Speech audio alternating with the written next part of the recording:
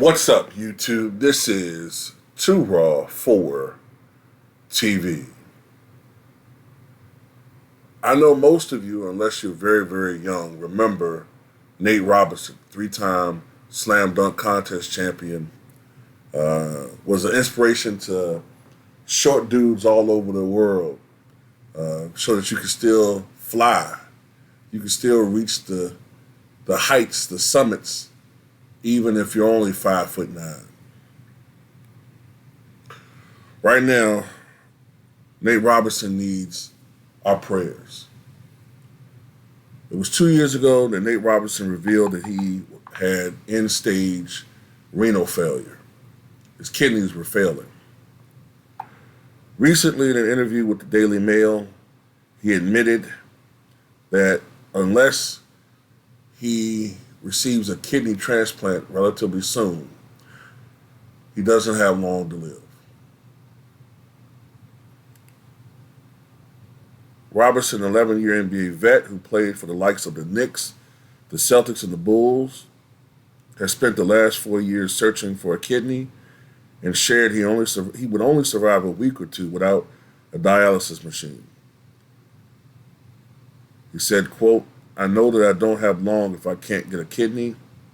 I know I'm not going to have long to live, so I just want to make the best of it as much as I can." He continued, "Some people's bodies reject dialysis, and thank God that mine accepts it, and I can accept it and I can live. If I didn't go to dialysis, I probably wouldn't live longer than a week or two. So it's serious. Can't miss a day. I go in for 4 hours, 3 days a week, 4 hours a day, and they clean my blood to get my toxins out. And they help me out a lot because that's how I'm living."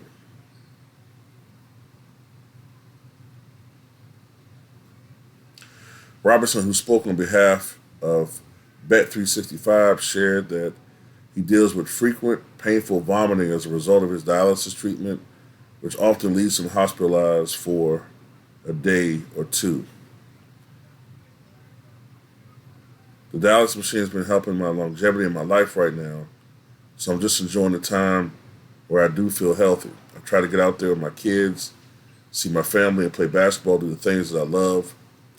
I still try to do all the things that I can to stay and feel normal as I can, stay as human as I can. Aside from relying on dialysis, Robinson has also taken matters into his own hands when it comes to his diet. And I changed my diet, just tried to eat better, staying away from a lot of processed foods, just trying to eat fruits and grilled chicken, grilled food and grilled fish, just healthier stuff. That's the way I can survive and stay alive as long as I can."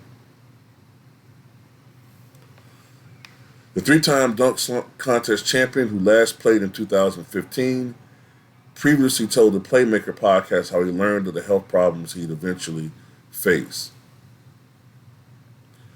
The diminutive point guard was on the Knicks in 2006 when he was informed that his high blood pressure had damaged his kidneys and that he'd likely face kidney failure later in his life.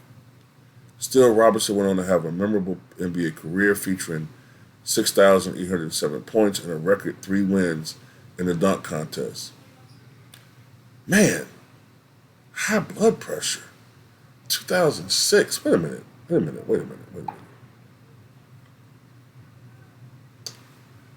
2006. So he was only, 22 years old? For him to have already had kidney damage at age 22 would probably mean that he was suffering from high blood pressure for years already. That is highly unusual to have hypertension that young, to the point where it was, man, that's wow.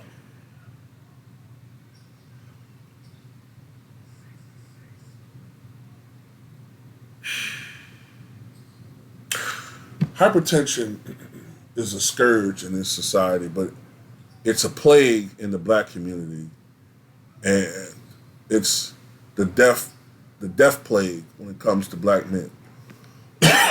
um, there are so many men that I know, including myself, that have been affected by hypertension. There are people that I know that are in their 30s, who are in need of kidney transplants. Even in their 20s, who have, like him, damaged kidneys. A lot of it's the stress of our society, the stress of living in our society, the obesity epidemic, the diabetes epidemic, the foods we eat.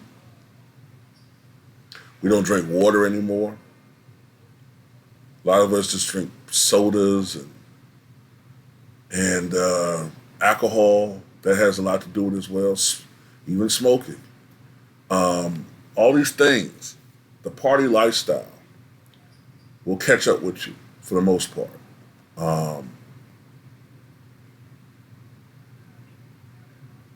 You know, that is unfortunate. 2006, I had to look that up.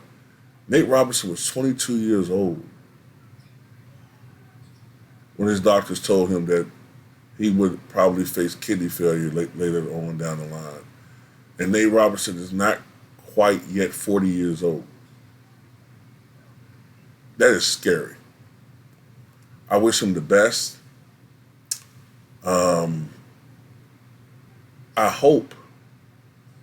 I hope that he gets a donor. I read about Tina Turner. Now, Tina Turner suffered from high blood pressure for decades. And she was resistant to natural medical intervention. She was more about holistic measures, natural remedies. And while those things worked for her for a while, she said at the end of her life that she wished that she had, in addition to the things she had did, taken medication because at the end she was plagued by kidney failure too, and the same things that he has to go through.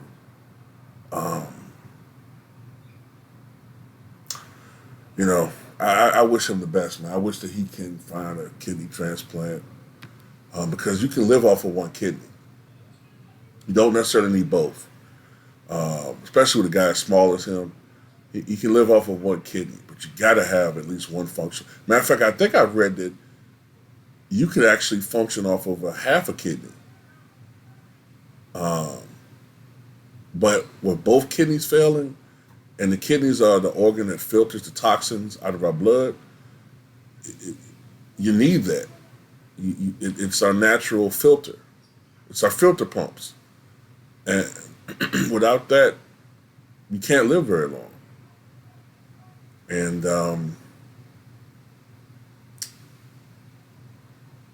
I really would hate to see, I really want to see this guy get a kidney, man.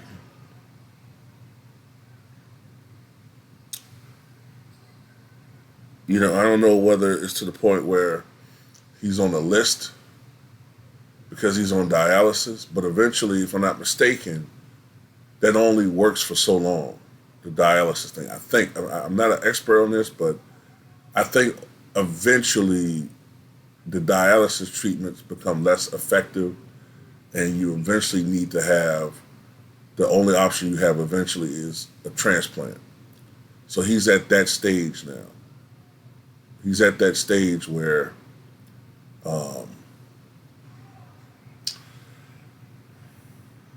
Nate Robinson, you know what I'm saying, wasn't an all-star player, but he has an all-star personality. And see, things like this, when I read the stories like this is when I'm wondering about this so-called NBA family I keep hearing about. Where's this NBA family? Where are they? Now I know he has probably a good health care, you know what I'm saying, good health care, provided he's with, since he's with the NBA, was with him 11 years. But Where's this NBA family that they always talking about? You know what I'm saying? I'm not saying he should get any special treatment because of who he is, but I do remember Dick Cheney, who was 71 years old at the time, if I'm not mistaken, when he had the heart transplant. Somehow he got bumped up the list. Why? Because he was a former vice president of the United States. He got bumped up the list. And usually people who are that old are not that high on the list. But Nate Robinson's 39 years old. This is still a young man. You know what I'm saying? Like,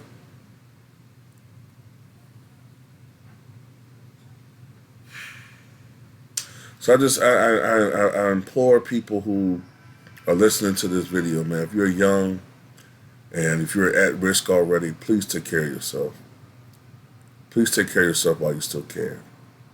And, you know, don't make the same mistakes that many people in my generation made.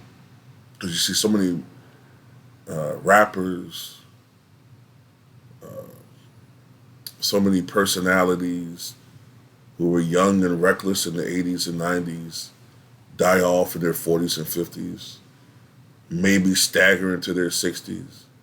You know what I'm saying? Because of bad choices they made in their younger lives. You know what I'm saying? Not just homicides, not just, you know, homicides as far as at the hands of someone else, but at their own hands because of bad behavior, bad habits. You know. But anyway, tell me what you guys think.